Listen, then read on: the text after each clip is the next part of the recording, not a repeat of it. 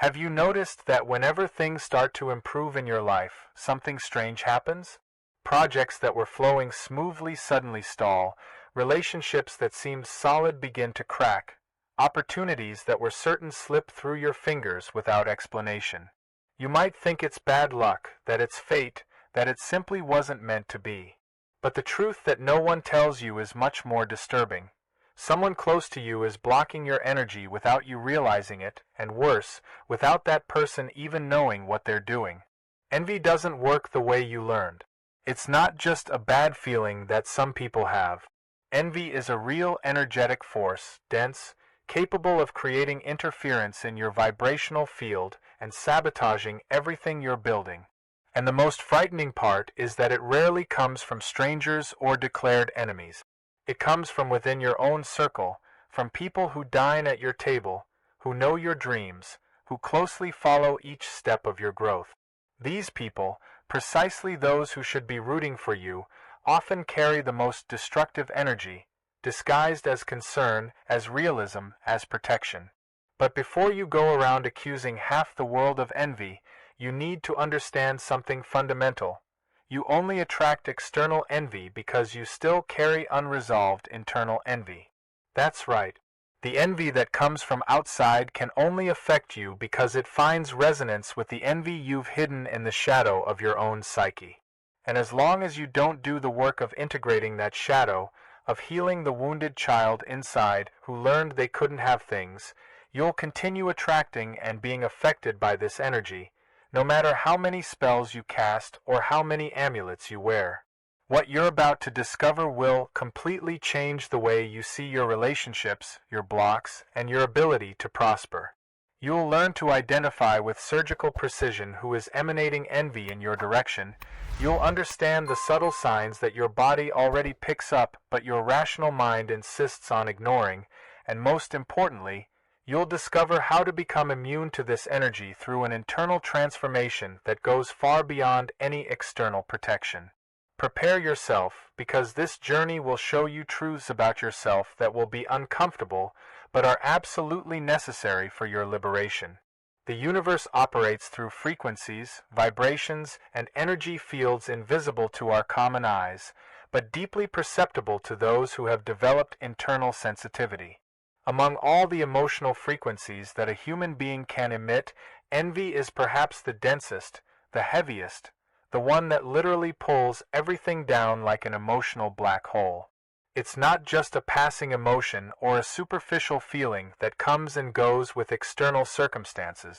Envy is a destructive force that acts as an energetic parasite, consuming the vitality of those who feel it and distorting the vibrational field around them. People rarely realize how much this energy is intertwined with their inability to prosper. They believe that the lack of money, relationships, or health is related only to external factors, to the economy, to luck, or to circumstances.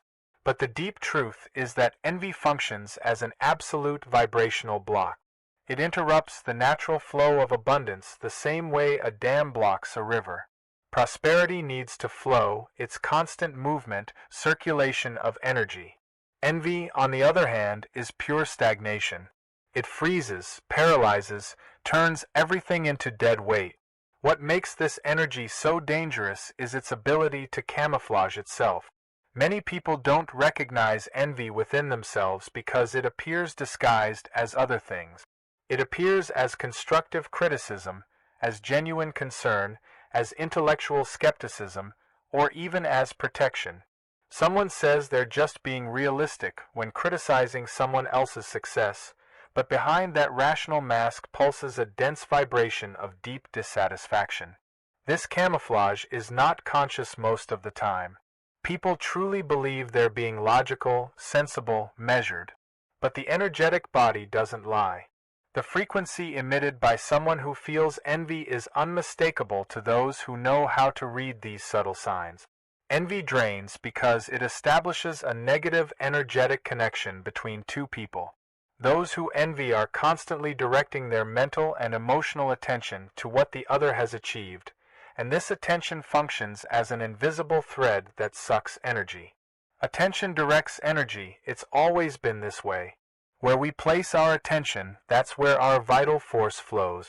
Those who live envying are literally feeding the image of another's success with their own vitality, while emptying themselves. It's a perfect self-destructive cycle. The more the person envies, the less energy they have to build their own reality. The less they build, the more envy they feel. The downward spiral accelerates until the person finds themselves completely paralyzed, not understanding why nothing works in their life. This aspect has an even more subtle layer. Envy not only blocks those who feel it, but can also temporarily affect those who are its target. This doesn't mean that someone can destroy our life just by envying us, but it means that this directed negative energy creates a kind of interference in our vibrational field. Think of it as noise in a radio transmission. The transmission continues to happen, but the signal quality can be affected by external interference. Results begin to take longer to manifest. Projects that were flowing encounter unexpected obstacles. Relationships suffer friction apparently without cause. All of this can be a reflection of these energetic interferences. The good news is that these interferences can only really affect us if we resonate with them in some way, and understanding this resonance opens doors to a profound transformation that goes far beyond simple protection against negative energies. This resonance that allows external interference to affect our reality originates in something many completely ignore: the psychological shadow. We all carry aspects of ourselves that have been rejected, repressed, and thrown into the basements of the unconscious. Fears that were never faced, traumas that were never processed, anger that was never expressed in a healthy way, and yes, envy that was never admitted. These contents don't simply disappear because we choose to ignore them. They remain alive, pulsing in the depths of the psyche, and from there they exert a powerful influence over every area of our life. The shadow functions as an internal saboteur. It acts behind the scenes, creating patterns of self-sabotage that seem to come from outside, but are actually projections of our own unresolved inner world. Someone can spend years trying to build financial stability, but whenever they're close to reaching a new level, something happens. An unexpected expense, an opportunity that doesn't materialize, an impulsive decision that destroys months of effort. This person will probably blame circumstances, the economy, other people. They'll rarely look inside and ask, what in me is boycotting my own success? This is the question that few have the courage to ask, because the answer demands total responsibility over one's own life. The shadow projects onto everything. In romantic relationships, it appears as the repeated choice of emotionally unavailable partners, or as the pattern of pushing away those who could truly love us. In health, it manifests through psychosomatic illnesses, chronic tensions, addictions that sabotage our vitality. At work, it creates conflicts with colleagues, difficulties with authorities, or the constant feeling of being in the wrong place. All these external phenomena are mirrors of what hasn't been integrated internally.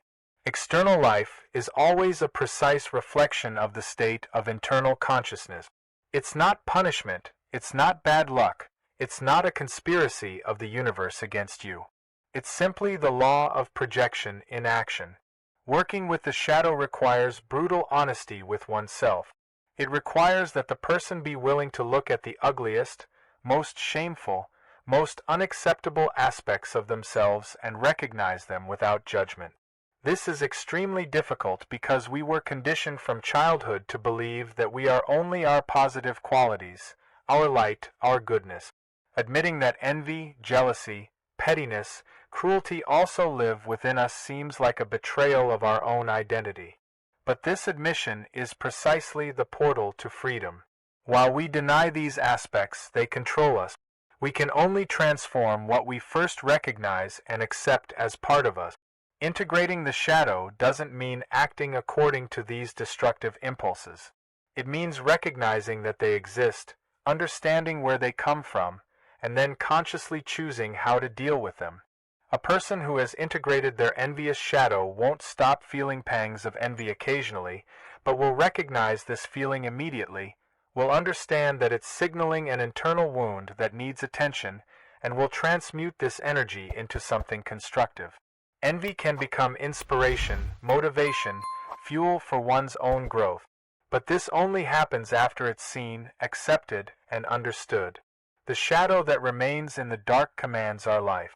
The shadow brought to light becomes power available for our conscious transformation, and it's precisely in this transformation that we begin to understand the real nature of what we call envy. Envy has a specific anatomy, an internal structure that needs to be understood so we can deal with it effectively. The first thing to understand is that envy and admiration are completely different energies, although they're often confused. To admire someone is to look at their achievements and feel inspiration.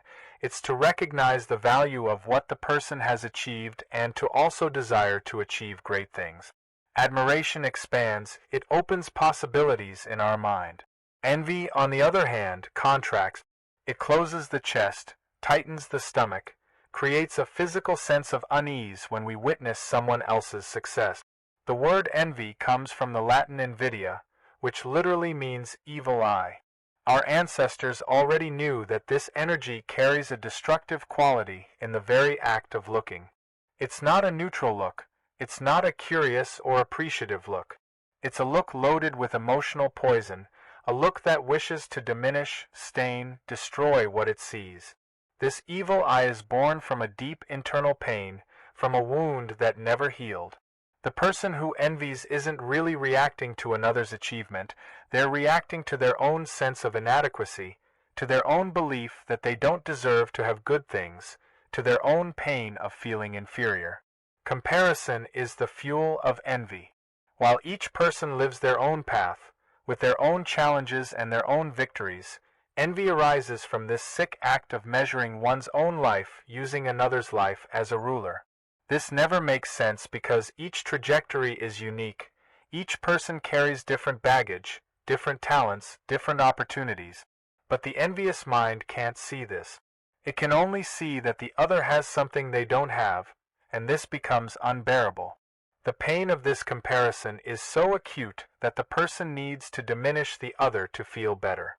They need to find flaws, create justifications, invent reasons why that achievement isn't deserved or isn't real. Behind all envy lives a wounded child who learned very early that they couldn't have what they wanted. Perhaps the parents didn't have financial means and the child constantly heard that things were too expensive, were for others, weren't for people like them. Perhaps the child was punished for desiring, for wanting, for dreaming big. Perhaps they learned that desiring was dangerous, that wanting was wrong, that ambition was ugly. This child grew up, became an adult, but the wound remained. And now, every time they see someone achieving what they themselves desire but don't allow themselves to have, the pain of that child returns to the surface disguised as envy.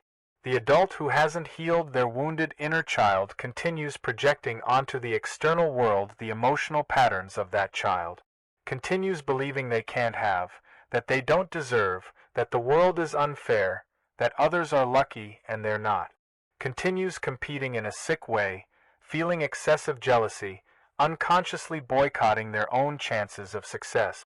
Recognizing one's own envy is one of the most painful acts a human being can do because it requires admitting this deep wound, requires looking at that child suffering inside and finally offering them what they always needed: validation, acceptance, permission to desire. Only after this honest recognition is it possible to begin transmuting envy into something completely different, and this transmutation opens the way to understanding not only the envy we feel, but also the envy we receive from others. The envy that comes from outside has very specific characteristics that need to be understood. The first and most important is this: envy rarely comes from strangers. It comes from people close to you, from friends, from family members, from co-workers, from people who spend enough time with you to follow your growth. A stranger on the street can see you driving a luxury car and feel brief discomfort, but this doesn't constitute true envy because there's no history, there's no established comparison, there's no emotional proximity. Real envy, the kind that can actually affect your energy, comes from those who know your trajectory, from those who saw where you came from and where you're going. This proximity is precisely what makes envy so painful to identify and deal with. Nobody wants to believe that that friend of many years, that dear cousin, that colleague with whom you share so much, is secretly bothered by your success. So the person ignores the signs, invents excuses, justifies strange behaviors. But the signs are always there. Small negative comments disguised as jokes, observations that diminish your achievements, exaggerated concerns that are actually veiled criticisms. Someone says, "Barely started and already acting superior," or "Are you sure this will work out?" or "Be careful not to be disappointed." These phrases seem innocent on the surface, but carry an unmistakable energy of discomfort with your progress. The envious person rarely acts directly or consciously. Most people who feel envy don't know they're feeling envy. Remember this dynamic of the shadow. They truly believe they're being realistic, prudent, protective. But the energy behind the words reveals the truth. You feel a weight, a tension, an inexplicable discomfort after sharing good news with certain people. You feel you should be happy, but instead you feel smaller, questioned, insecure. This isn't coincidence, it's the direct effect of being in the presence of envious energy. The body knows before the mind. Intuition captures frequencies that logical reasoning is still trying to justify. Another classic sign is the distancing that happens after significant achievement. You get a promotion, start a healthy relationship, lose weight, move to a better house, and suddenly that person who was once close begins to distance themselves. Calls decrease, invitations stop, the connection cools without apparent reason. This happens because another's achievement becomes an unbearable mirror for those who aren't managing to prosper. Seeing you happy, seeing you growing, seeing you shining, forces the envious person to face their own stagnation, and that hurts too much. It's easier to distance themselves than to do the internal work necessary to transmute envy into motivation. But here's the crucial part that many don't understand. You can only attract external envy in a significant way if there's still unresolved envious shadow within you. This is a fundamental energetic law. Like attracts like. If you've already done the work of integrating your own envy, of healing that wounded child who felt they couldn't have, of transmuting sick comparison into genuine celebration of others' success, the envy that comes from outside simply slides off.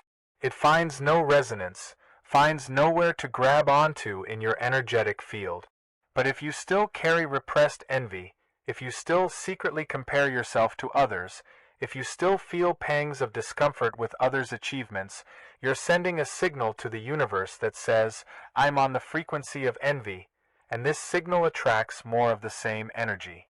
The most effective protection against external envy doesn't come from amulets, prayers, or energetic cleansing rituals. It comes from the deep internal transformation that completely reorganizes the way you relate to abundance and scarcity. The true healing of envy, both the kind we feel and the kind we receive, happens through a radical change in identity. It's not about a superficial change in behavior or forced positive thinking. It's about a deep reorganization of the mental structure that determines how you see yourself in the world and how you relate to the reality of abundance.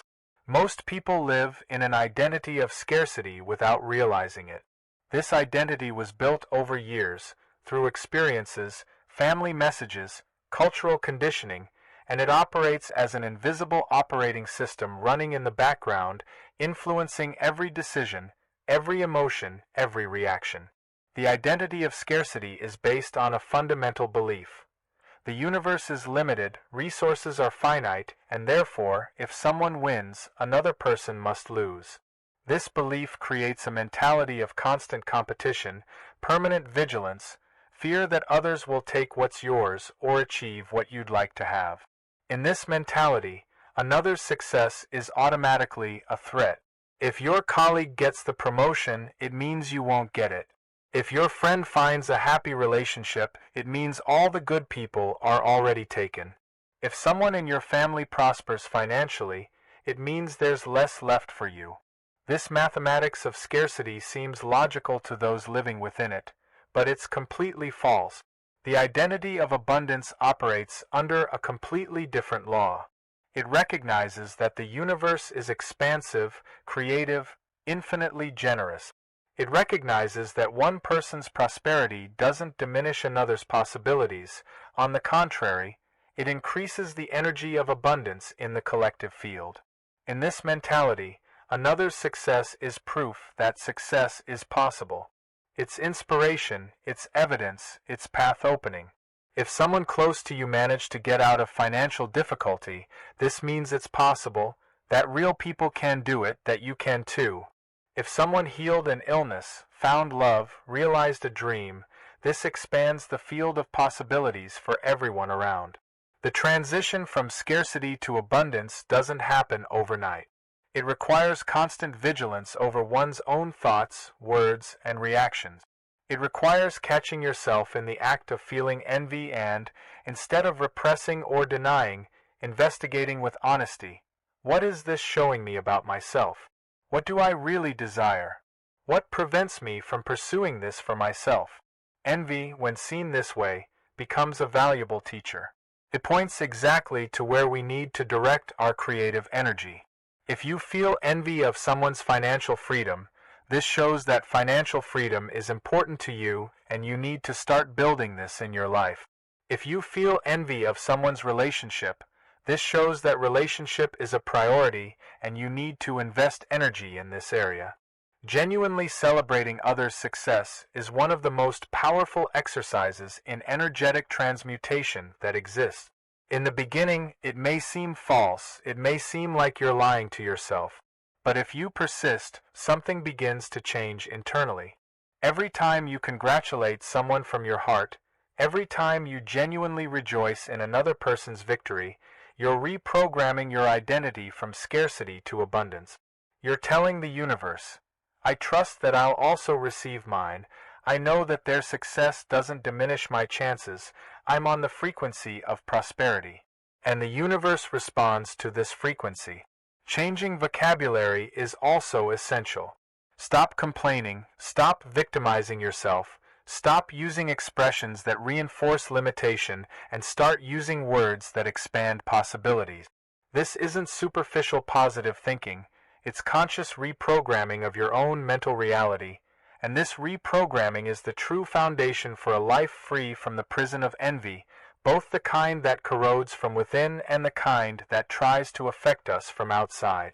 The identity shift from scarcity to abundance is a process of conscious deconstruction and reconstruction. This means you need to start observing with total attention every automatic thought that passes through your mind, every emotional reaction that arises when facing others' success, every word that comes out of your mouth. The mind conditioned by scarcity operates on autopilot, repeating the same patterns for so long that they seem to be objective reality, and not just a limited interpretation of it. Breaking this automatism requires presence, requires that you become an active observer of your own internal processes. One of the clearest signs that someone still operates in the identity of scarcity is the compulsive need to complain. Complaining is a way of continuously reaffirming that the world is limited, unfair, difficult. Each complaint is an energetic declaration that says, I am a victim of circumstances, I have no power, things don't work for me. And the universe, which responds to the frequency we emit, continues sending more situations that confirm this belief. It's not about denying real problems or pretending difficulties don't exist. It's about changing the way you relate to challenges. Instead of complaining, you can acknowledge the difficulty and immediately direct your energy toward solutions. This subtle shift in focus changes everything. Another crucial aspect is completely abandoning victimization. The victim posture is extremely seductive because it offers a perfect excuse for lack of result. If you're a victim, you don't need to take responsibility. If you're a victim, you can blame others, the system, the government, the family, the past. But this posture has a very high price. It steals all your creative power.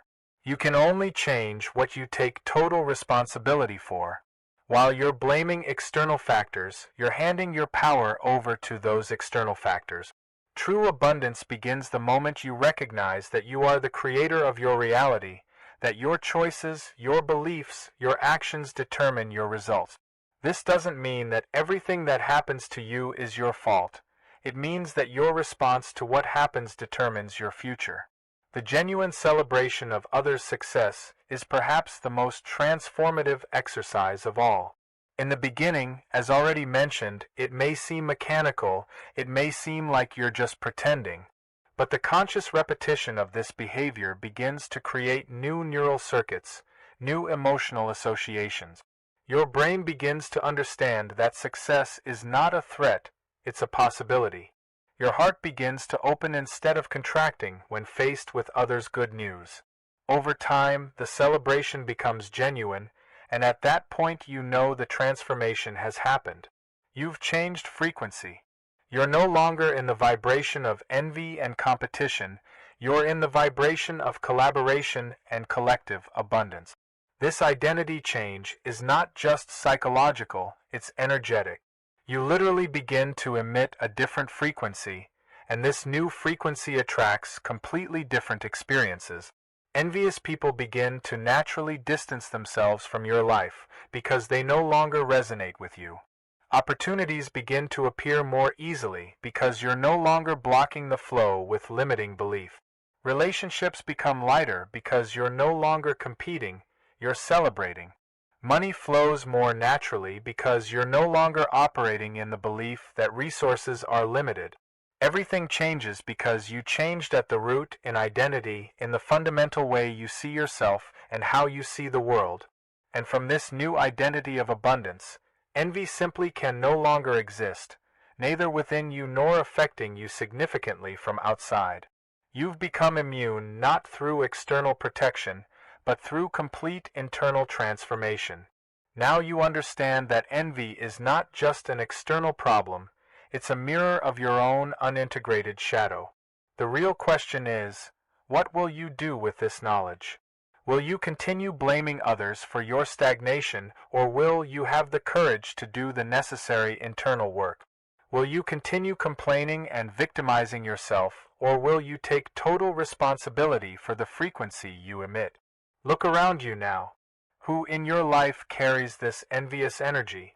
And more importantly, where within you does unhealed envy still live? Answer with brutal honesty because your freedom depends on it. If this content touched something deep in you, subscribe to the channel and turn on notifications. There's much more knowledge about consciousness, energy, and inner transformation coming your way. The awakening journey is just beginning, and you won't want to miss the next step.